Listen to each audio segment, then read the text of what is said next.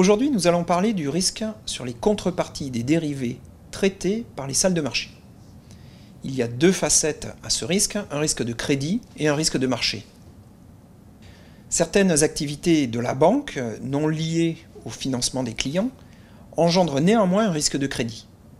C'est le cas des activités de marché pour lesquelles la salle de marché porte un risque que les contreparties des dérivés ne paient pas les flux définis dans les contrats. C'est ce qu'on appelle le risque de contrepartie. Il s'agit bien d'un risque de crédit, car l'événement qui déclenche la perte est le défaut de la contrepartie. Cependant, le risque de contrepartie diffère du risque de crédit lié aux activités de financement sous deux aspects importants. D'une part, le montant de l'exposition à la date de défaut est lui-même lié à un risque de marché, et d'autre part, il y a une symétrie du risque entre les deux contreparties qui échangent des flux, la contrepartie étant également en risque sur la salle de marché. Supposons que la salle de marché détienne une obligation émise par une entreprise, l'émetteur, et décide de couvrir le risque de défaut sur cet émetteur en achetant une protection auprès d'une contrepartie, que nous désignerons par la suite comme la contrepartie. Alors dans le scénario où ni l'émetteur ni la contrepartie ne font défaut pendant la durée de vie de l'obligation et du CDS, la salle de marché ne fait aucune perte de crédit. Si l'émetteur fait défaut avant la maturité de l'obligation, le prix de l'obligation chute, mais la jambe variable sur la position acheteuse de protection sur l'émetteur engendre un flux qui compense cette perte. La salle de marché ne fait pas de perte non plus dans ce cas. Si l'émetteur ne fait pas défaut, mais que la contrepartie fait défaut et que la salle de marché décide de ne pas remplacer le dérivé, elle ne fait toujours pas de perte. Enfin, comme l'illustre le tableau ci-contre, le seul cas dans lequel la salle de marché subit une perte est celui du double défaut de la contrepartie puis de l'émetteur. Si l'émetteur de l'obligation fait défaut et qu'au même instant la contrepartie du CDS est en défaut sur le paiement de la jambe variable du swap, alors, dans ce cas, la salle de marché subit une perte de crédit. De manière plus générale, considérons deux contreparties, l'une A, l'autre B, qui contractent ensemble un instrument dérivé. Si la contrepartie B fait défaut, A va chercher à remplacer le contrat en souscrivant auprès d'une autre contrepartie un contrat strictement identique au dérivé initial. La perte de A est égale au coût de remplacement du contrat à la date de défaut de la contrepartie B, soit ce qu'elle doit payer pour racheter un dérivé équivalent au nouveau prix de marché. Si A choisit de ne pas remplacer son contrat, il devra néanmoins marquer une perte de marché dans ses livres, perte égale au coût de remplacement du dérivé. Alors deux cas se présentent. Premier cas, la valeur de marché pour A sur le contrat à la date du défaut est négative. Alors dans ce cas, A paie à B la soulte de résiliation du contrat et entre dans un contrat dérivé identique avec une autre contrepartie. À ce titre, A reçoit alors la valeur de marché du contrat. La perte nette pour A est donc nulle. Voyons le deuxième cas dans lequel la valeur de marché pour A sur le contrat à la date du défaut est positive. Dans ce cas, c'est B qui doit payer à A la valeur de marché du dérivé. Mais comme il est en défaut, A ne recevra qu'une fraction, le taux de recouvrement, du montant dû. A entre dans un contrat dérivé identique avec une autre contrepartie et paie un montant égal à la valeur de marché du contrat. La perte nette pour A est donc égale à la valeur du marché du contrat à la date de défaut de B fois 1 moins recovery. À la date de défaut de B, l'exposition de A est donc égale à la partie positive de la valeur de marché du dérivé. Si on appelle VI de T la valeur de marché du contrat numéro I à la date T et EI de T l'exposition de A sur sa contrepartie à cette même date, on a alors EI de T égale partie positive de VI de T. Puisque la valeur de marché du contrat est susceptible de fluctuer entre la date d'aujourd'hui, T égale à 0, et la date de défaut, l'exposition à la date de défaut est donc une variable aléatoire. Prenons l'exemple d'un swap de taux d'intérêt entre deux contreparties. Une jambe qui paie le taux fixe et une jambe qui paie le taux variable. À la date initiale, le prix du swap est égal à 0. Lorsque le temps passe, le prix du swap fluctue et vaut typiquement un certain coefficient multiplié par racine du temps. L'exposition positive croît donc comme racine du temps comme le montre la partie gauche de la courbe ci-contre. En revanche, à l'approche de la maturité, la valeur de marché du swap rediminue vers 0, comme l'indique la partie droite de cette même courbe. Le profil d'exposition résultant est donc une courbe en cloche. Plusieurs dispositifs viennent diminuer le risque de contrepartie. Alors, premièrement, la compensation des expositions, ce qu'on appelle le netting, réduit de manière importante l'exposition de A au risque de contrepartie. Un contrat de netting entre les deux contreparties permet de traiter un ensemble d'opérations comme une seule opération. C'est-à-dire que les contrats ayant une valeur de marché négative vont compenser les contrats ayant une valeur de marché positive à chaque date, y compris à la date de défaut.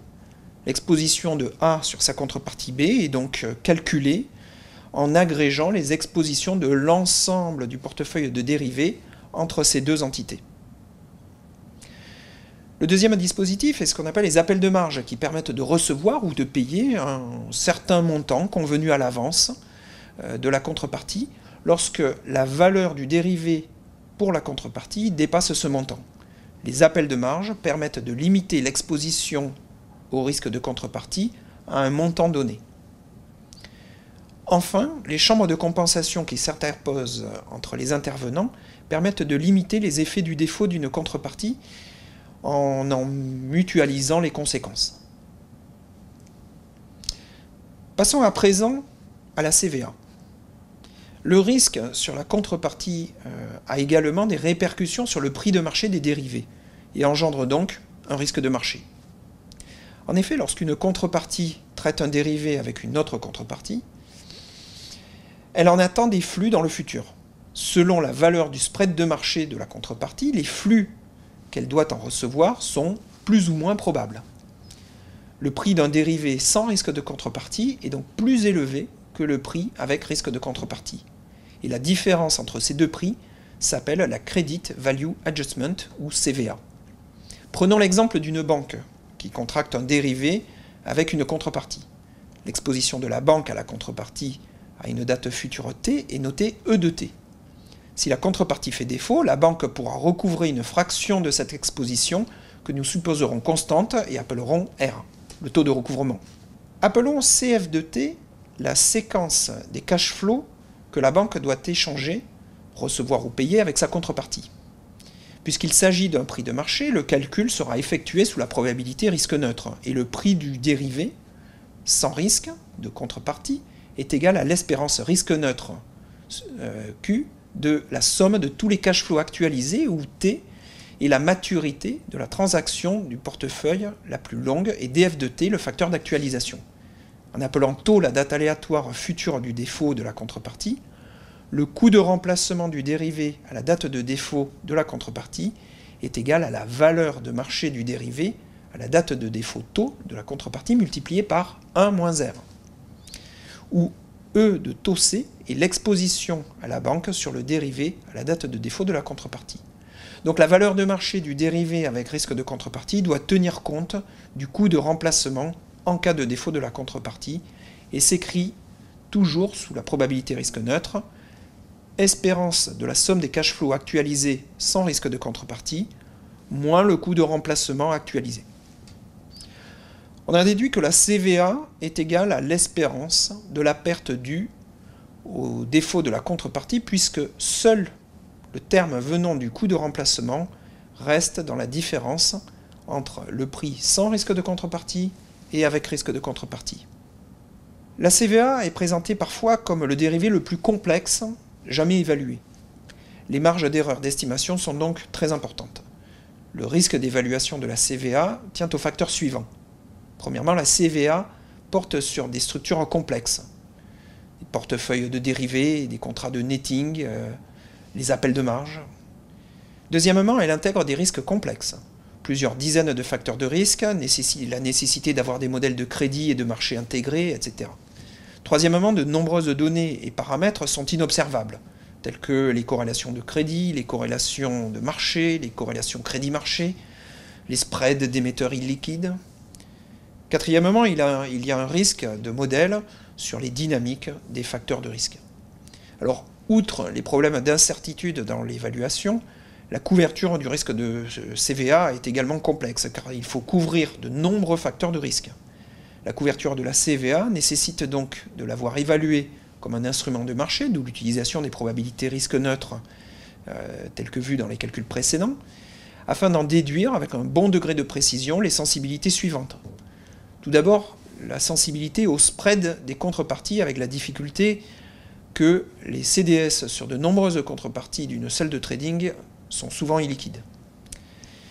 Et deuxièmement, la sensibilité aux facteurs de risque entrant dans le calcul des expositions futures. Troisièmement, certaines sensibilités dites gamma croisées, qui sont très élevées lorsqu'on a des mouvements simultanés d'exposition et de spread. Alors en résumé, qu'avons-nous appris ? Premièrement, le risque de contrepartie est présent sur tous les dérivés traités avec des contreparties risquées. Deuxièmement, l'exposition à la date de défaut est aléatoire et est égale à la valeur de marché du dérivé au moment du défaut si celle-ci est positive. Troisièmement, la CVA est l'écart de prix entre un dérivé traité avec une contrepartie sans risque et le même dérivé avec une contrepartie risquée. La mesure de la CVA et a fortiori sa couverture sont très complexes car elles dépendent de nombreux facteurs de risque.